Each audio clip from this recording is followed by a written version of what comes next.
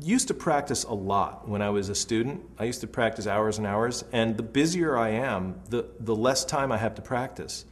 And when my daughter was born, I thought, oh, well, gee, here goes, there goes all the practice time I have now. And the funny thing is that kind of change in my life made me practice much less, but my playing improved.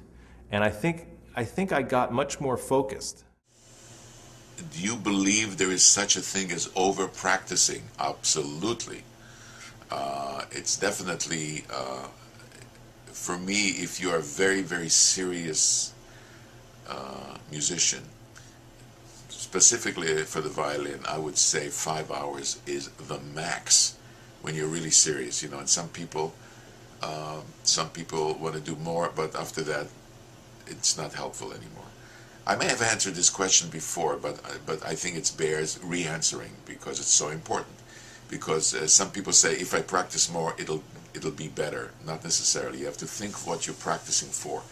But 5 hours physically is the limit, and each hour should not be a full hour. It should be a 50-minute hour with 10 minutes of rest. If you're going to do, let's say, 3 hours in a row. So don't do 3 hours in a row. Just do 50 minutes, 10 minutes rest, 50 minutes, 10 minutes rest, etc. Mm-hmm. But your daily practice, what do you do yourself? I do try and do long notes and scales, and I do poem studies, then do some pieces. Mm-hmm. And do you practice a lot? 3 hours, 4 hours. Sort of. Mm-hmm. Well, I mean, that's a lot actually, 3 or 4 hours, But it depends how you do this. Yeah.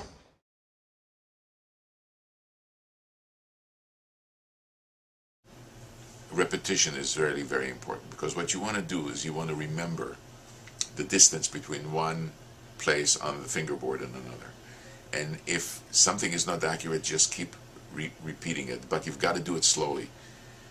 Just remember, and everybody that listens to me here should remember, I always say practice slowly, and the reason that I say practice slowly is that there's a rule. If you learn something slowly, you forget it slowly. I think if you view yourself almost like a gymnast, and if you can put in some technique practice every day, and like have a kind of warm-up thing, I think you will it's almost guaranteed that you will get better.